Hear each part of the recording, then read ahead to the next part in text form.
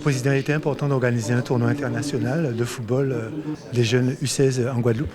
Oui, dans cette mandature, c'est vrai que nous avons voulu avoir un tournoi carrément sportif. Donc nous avons fait en sorte d'organiser plusieurs tournois, football, volley, basket, etc.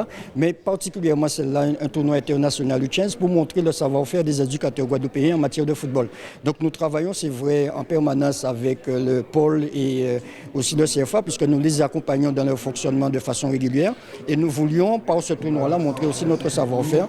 Et comment montrer son savoir-faire? C'est faire venir des clubs avec un niveau international intéressant pour que nos jeunes puissent se confronter, voir aussi le chemin qu'il y a à parcourir en matière sportive et éventuellement pouvoir s'insérer après dans le monde du football.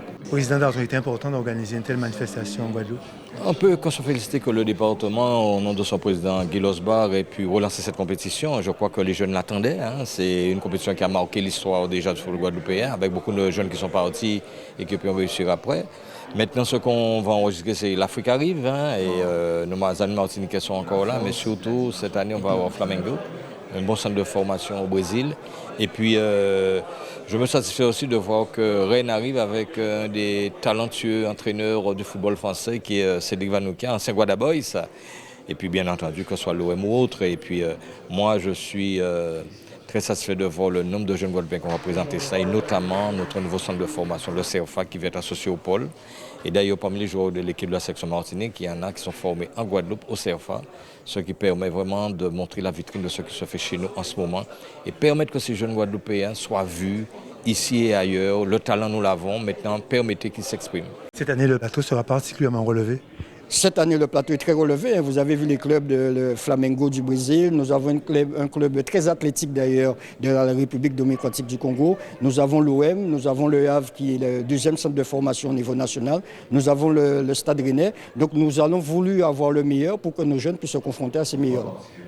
Au-delà de l'événement, qu'attendez-vous de cette manifestation? Mais j'attends de cette manifestation que le public soit sensible. J'attends que les échanges aussi entre les joueurs et ceux des centres de formation, qu'entre les techniciens, mais aussi qu'on donne au sport en général et surtout le football toute sa place dans cette société.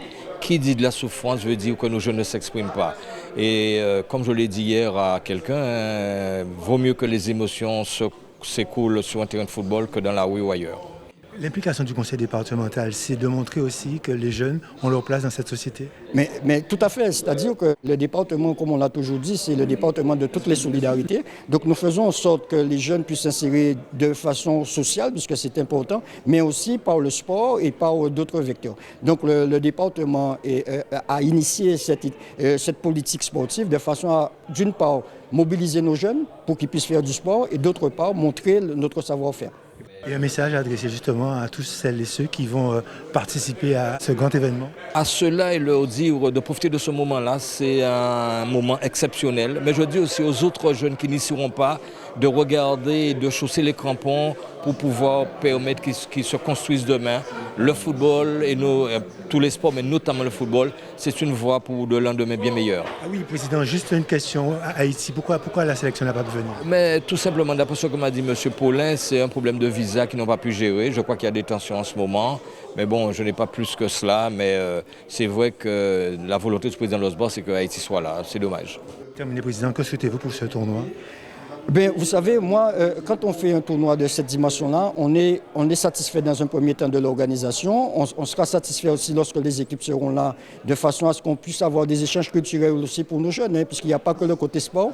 Il y aura aussi ce côté social, ce côté culturel, où nos jeunes vont pouvoir échanger avec des jeunes qui viennent d'autres milieux et voir ce qui se fait de mieux, et pour pouvoir montrer aussi que nos jeunes sont là, ils ont fait au maximum, et aussi que le département veut promouvoir le sport guadeloupéen.